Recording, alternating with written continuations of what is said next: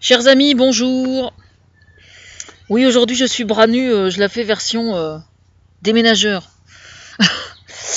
Ouais, j'ai une silhouette de déménageur, hein, c'est pas de ma faute, c'est comme ça. Cet après-midi, je vais vous parler de Nadine Morano et de Guy Bedos. Alors pour mémoire, donc Guy Bedos avait traité Nadine Morano de... C'était quoi qu'il avait dit déjà? Connasse? Non, pas connasse, je sais même plus. Je sais même plus de quelle insulte il s'agissait. Enfin bref, c'est pas grave. Je vais corriger sous la vidéo. Bref, toujours est-il qu'elle avait porté plainte. Et donc je sais même pas quel a été le verdict, parce que j'ai pas que ça à penser, figurez-vous. Donc je sais même pas en fait quel a été le verdict. Mais il se trouve que ce matin, sur mon mur Facebook, il y avait quelqu'un qui remettait le couvert.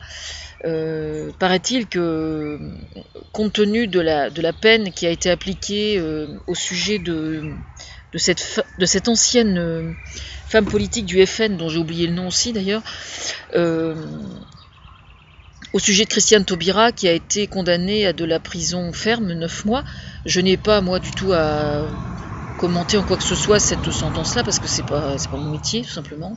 Moi je suis pas juge. C'est à eux de décider de ce qu'ils font, mais il se trouve qu'elle donc a saisi la balle au bon pour dire Guy Bedos devrait aussi avoir de la prison ferme. Alors il faut bien différencier les choses, Madame Morano. Pour information, Guy Bedos est un clown. Guy Bedos est un artiste. Guy Bedos, il est là pour faire rigoler les gens. C'est son métier.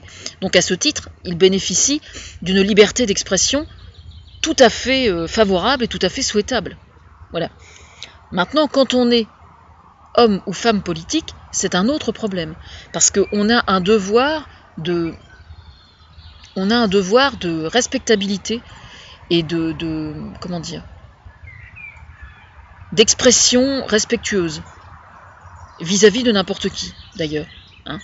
Quand Sarkozy avait interpellé un petit jeune de banlieue en lui disant casse-toi pauvre con, bah non, je suis désolé, un président de la République n'a pas à se comporter de cette façon-là vis-à-vis d'un jeune de banlieue ou de n'importe qui d'autre d'ailleurs.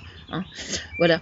Moi, ça m'arrive quelquefois d'être extrêmement d'être vulgaire, je reconnais, ou d'insulter, mais pour que j'en arrive là, il faut vraiment me pousser dans mes retranchements.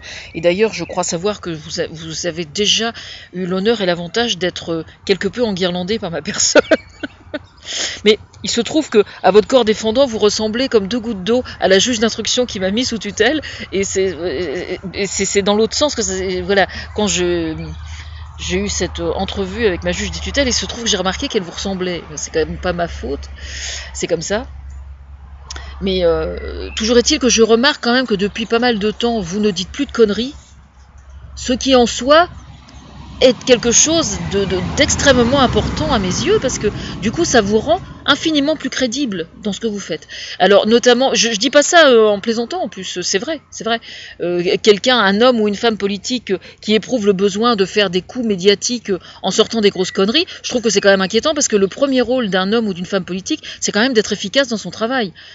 Et donc c'est pas une question de com, c'est une question d'acte, c'est une question de courage et d'acte. Hein. Je veux dire, quand on veut soutenir un projet de loi, on travaille à la rédaction du projet de loi et on respecte les lois de la République pour que le projet avance. Et c'est pas une question de coup médiatique à la télé que ça se règle. Hein. Voilà. Bon, maintenant, moi, là, au moment où je vous parle, je ne suis toujours comme disait Claude Nougat, qu'un trublion, qu'un faiseur de rêves, et à ce titre, si jamais j'ai envie d'insulter quelqu'un, je peux parfaitement le faire, mais je ne le fais pas. C'est exceptionnel quand je le fais. Ça peut arriver que ça m'échappe, parce que personne n'est parfait. Quelquefois, on est tellement en colère après quelqu'un, ça m'arrive quelquefois. Hein. Mais en règle générale, je pense être assez mesuré et me contenir. Alors, j'ai notamment Madame Morano. J'ai notamment en souvenir d'avoir vu une vidéo, ou je ne sais plus, c'était un article il y a quelques semaines au sujet du travail que vous aviez fait sous le gouvernement de Nicolas Sarkozy, et c'était au sujet des enfants, de la pédophilie ou des familles, la politique de la famille, je crois. Et je ne sais absolument pas où est-ce que vous en êtes par rapport à ce travail-là, mais moi je suis Contrairement à beaucoup d'hommes ou de femmes politiques de l'UMP, pas tous, hein, mais par rapport à certains, moi je suis parfaitement capable de discerner dans les partis adverses des choses tout à fait positives qui ont été faites ou des idées qui sont à récupérer ou qui font réfléchir. Par exemple, ce matin, j'écoutais France Inter, j'écoutais M. Bayrou qui parlait de la 5e République et qui expliquait qu'il y avait une réforme qui était souhaitable et qu'il y avait des trucs qui déconnaient, quoi, enfin, qui devaient être revus au niveau de la Constitution. Et je pense qu'il n'a pas tout à fait tort. Je ne suis pas suffisamment spécialiste pour en parler, mais je pense qu'effectivement, il y a des choses qui sont probablement à revoir. Mais il y a aussi beaucoup de choses qui ont été améliorées grâce à François Hollande depuis 2 ans et demi. Notamment, je suis allée voir le portail des députés hier, parce que notre député à nous s'appelle Monsieur Bouillon, ici, à Pavilly. Et il se trouve que j'aimerais bien aller à l'Assemblée nationale pour voir comment ça se passe. Par simple curiosité, hein. Et puis donc je me suis dit, bah tiens, je vais aller voir sur internet comment je fais pour rentrer en contact avec lui et tout ça. Et puis en fait, je suis tombée sur un site internet c'est le site de l'Assemblée nationale qui reprend. Vous avez donc la carte de France avec tous les départements, etc., etc. Et donc vous avez la liste des députés. Et j'ai trouvé ça extrêmement intéressant et extrêmement bien fichu. Donc ça, ce truc-là, ça a été fait, je crois, par François Hollande, hein, sous François Hollande, il me semble. Je suis pas sûre, mais il me semble. Et je trouve que c'est vraiment très très bien. C'est un site que je recommande chaleureusement. Je vais mettre le lien sous la vidéo d'ailleurs. Parce que ce qui est important aujourd'hui, c'est qu'on réalise, par exemple, qu'il y a beaucoup de gens qui se désintéressent de la politique.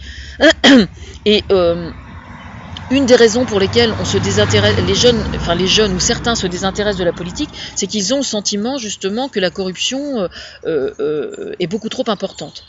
Et pour moi, donc c'est une des raisons pour lesquelles je suis extrêmement attachée à la notion de transparence. Et c'est pour ça que je suis à l'origine du fait que la transparence soit une des caractéristiques de la politique de François Hollande depuis 2 ans et demi, et j'en suis extrêmement fière. Voilà. Alors, en fait, le fait qu'on ne vous entende plus, Madame Morano, je trouve que c'est plutôt bon signe. En fait, la seule attitude noble que vous auriez dû avoir vis-à-vis de l'attitude de Guy Bedos aurait été d'en sourire et de passer à autre chose. Malheureusement, le fait que vous ayez porté plainte, ça dénote que visiblement, vous êtes quelqu'un qui manquait un petit peu de maturité. Parce que par définition, quand on se fait insulter par un artiste, vous auriez pu sortir une boutade ou sortir un bon mot pour vous défendre et puis après passer à autre chose, ça aurait été pareil. Mais porter plainte, c'est pas raisonnable, quoi. Franchement, c'est pas raisonnable. D'autre part, il y a autre chose. J'avais fait un article, je sais plus si c'était sur mon blog ou sur une vidéo, où sont passés les féministes de droite, et je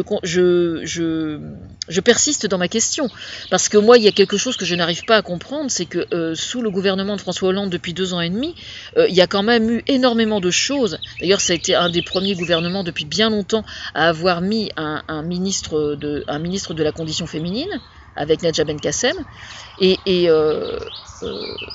je trouve extrêmement suspect de n'entendre absolument personne à droite dire « Ah ben tiens, sur tel plan, au moins, ça a avancé, quoi ». Là, je n'arrive pas à comprendre.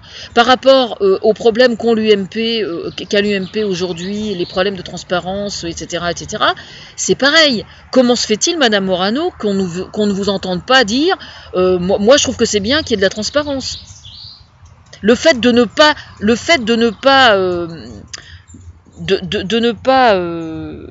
comment on dit, plus soir, de ne pas appuyer sur le fait que ce désir de transparence soit quelque chose de salutaire, je trouve, moi, que c'est quelque chose d'assez inquiétant, quand même. C'est pas étonnant, après, que les gens se désintéressent de la politique, si vous êtes incapable de prendre parti pour la volonté de transparence. Là, il y a quelque chose, quand même, de relativement suspect, je trouve. J'ai vu sur mon mur qu'il y avait une femme politique, que je ne connais pas, d'ailleurs. Je vais aller voir sur mon mur pour essayer de récupérer l'article.